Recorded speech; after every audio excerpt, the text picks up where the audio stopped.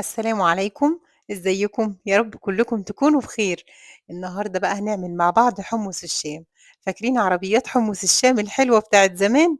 والله يا جماعة ما كنتش باخرج الشارع إلا ولازم أقف لبابا الله يرحمه عشان يشربني حمص.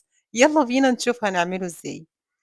أول حاجة إحنا معانا هنا كيلو من حمص الشام، وأنا الحقيقة ما نقعتوش من بالليل، هو المفروض يتنقع من بالليل، لكن أنا كنت يعني عملته على استعجال، فمسكته في مَيّة سخنة، نقعته نُص ساعة وحطيت عليه نُص معلقة من الbaking powder، نُص ساعة بس، تمام كده؟ وبعد كده صفّيته وغسلته. طيب معانا هنا 3 ليمونات كبار، ولو الليمون صغير هيبقى 5 ليمونات، ومعانا نُص راس توم مهروسة، دي كانت متشالة في الفريزر تمام، ومعانا كمان علبة tomato sauce اللي هي صلصة الطماطم الخفيفة، والأفضل منها إن حضرتِك تستخدمي 3 طماطميات معصورين ومصفياهم، ومعانا معلقة من مرقة الدجاج، وما تستغربيش مرقة الدجاج لإنها فعلًا تركة رهيبة جدًا. ومعانا كمون، ومعانا فلفل أرناؤوتي، إحنا اتفقنا في الأكلات التراثية القديمة عمرنا ما هنقول بابريكا، هنقول فلفل أرناؤوتي، ومعانا كمان الملح. هي دي كل الحاجات اللي إحنا هنحتاجها النهارده وكل المكونات بتاعتنا. الطماطم حضرتِك تقدري تستخدمي 3 طماطميات وتضربيهم في الخلاط وتصفّيهم كويس تمام، أنا بالنسبة لي الطماطم ما كانتش موجودة، فكان عندي بس صلصة اللي هي الخفيفة الtomato sauce تمام كده؟ أنا هاشتغل في حلة الضغط، حضرتِك تقدري تشتغلي في حلة الضغط أو في الحلة العادية المتوفرة عندِك. حلة الضغط بتسويه من حوالي نُص ساعة ل45 دقيقة، أمّا في العادي بيستوي تقريبًا في ساعة ونُص، ساعتين، تمام؟ حطينا أهو الصلصة، علبة الصلصة بتاعتنا أو ال3 طماطميات، وهننزل بنُص راس التوم، وزوّدي التوم كده لإن بيدّي طعم جميل، هو مش بيبان في الآخر. بالنسبة بقى لمرقة الدجاج، أنا حطيت معلقة صغيرة من مرقة الدجاج الفورية، هتخلّيكِ تحسّي إنِّك واقفة على عربية الحُمُّص بالضبط، ما تستغربيهاش خالص، ولو حضرتِك مش حابة يبقى حُطّي معلقة من السُكّر، بس صدّقيني في معلقة مرقة الدجاج. معانا معلقة كمون كبيرة، لإن حُمُّص الشام يحب الكمون أوي، وهو ده هيغنيكِ عن إنِّك تعملي دَقّة بعد كده للحُمُّص، أنتِ بس كل الحكاية الليمون، تمام؟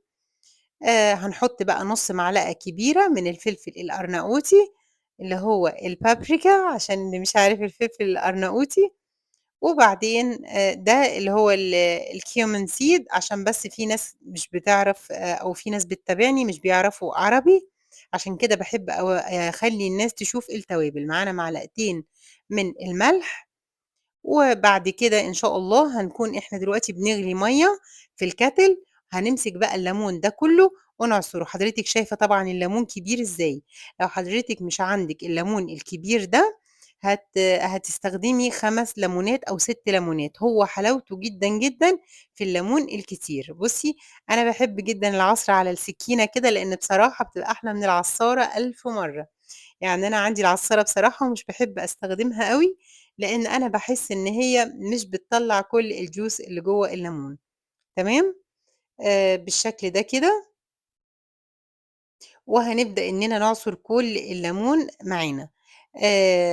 حابة بس وأنا باعصر الليمون كده، حابة إن أنا أشكركم جدًا على وجودكم بجد على قناتي وكلامكم الجميل الطيب، أنا بجد والله بافرح جدًا بكلامكم ليّا، وباشعر إن فعلًا يعني قصدي واللي أنا مثلًا إن أنا أعمل قناة يكون مثلًا أعملها بطريقة أمهاتنا وطبخنا المصري الأصيل، حابة إن أنا ده يوصل لكم والحمد لله باحس إن هو بالفعل بيوصل لكم من التعليقات بتاعتكم ليّا، أنا متشكرة جدًا، جدًا ليكم بجد والله، و ودي حاجة بتشرّفني جدًا إنكم موجودين معايا وأنا موجودة معاكم، متشكرة أوي.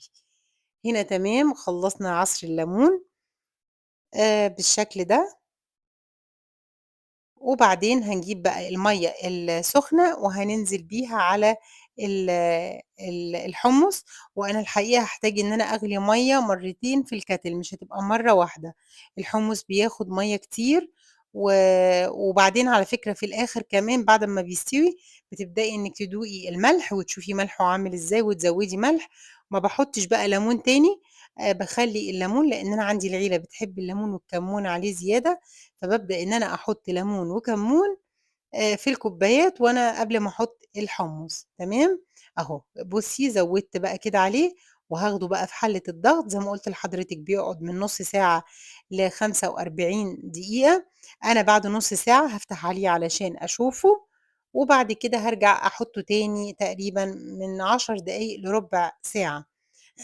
لكن حضرتِك لو مش عندِك يعني حلة الضغط، تقدري تشتغلي بالحلة العادية، وزي ما قُلت لِك أنتِ بس لو ما لحقتيش إنِّك أو نسيتِ إنِّك تنقعيه من بالليل وده بيبقى أفضل، بتحطّي له بس كده مَيّة سخنة وتنقعيه نُص ساعة مع نُص معلقة من الbaking powder وبعد كده بتشطفيه، بيخلّي القشرة بتاعته طرية وجميلة. أهو بُصّي كده شكله، أنا هارجع تاني هاقفل عليه وهازوّد عليه مَيّة كمان، عشان أنا عايزة المَيّة لونها مَيّة الحمُّص دي نفسها تفتح شوية عن كده، هي المفروض مَيّة الحمص ما تبقاش محمرة أوي كده يعني، فاهمين أقصد إيه؟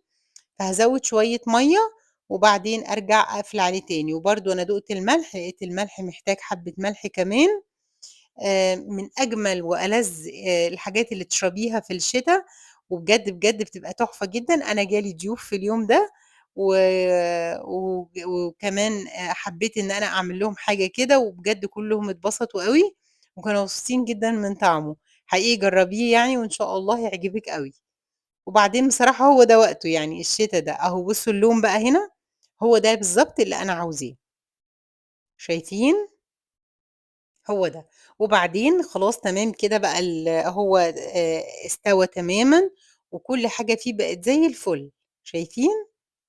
أهو، يالّا بينا بقى نروح نغرفه، بُصّوا شايفين؟ حطيته بقى كده بطريقة لطيفة، لإن كان عندي ضيوف زي ما قُلت لكم، وبجد، بجد اتبسطوا منه أوي، وأتمنى إن أنتم تعملوه، وبجد هيعجبكم، مش مكلّف خالص ولذيذ، وفي نفس الوقت هتلاقي كل حد فيكم عايز يشرب كوباية و2 كمان، وإن شاء الله يا رب كده الوصفة تكون خفيفة وتعجبكم، وأشوفكم في فيديو جديد، ومتشكرة على دعمكم، والسلام عليكم ورحمة الله وبركاته حبايبي، مع السلامة.